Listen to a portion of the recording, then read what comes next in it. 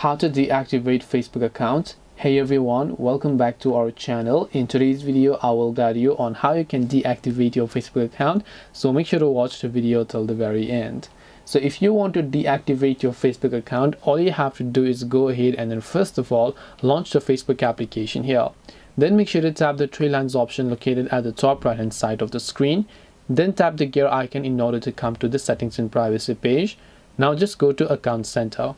Once you come to Account Center, over here what you want to do is go to the option called Personal Details, Account Ownership and Control, Deactivation or Deletion.